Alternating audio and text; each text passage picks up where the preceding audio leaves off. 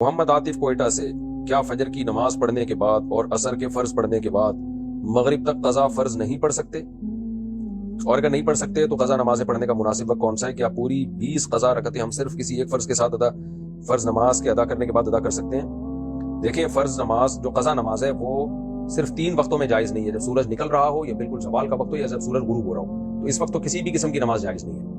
لیکن اگر قضا فرض پڑھ رہے ہیں تو فجر کی فرض نماز کے بعد بھی جائز ہے اور عصر کی نماز کے بعد بھی جائز ہے۔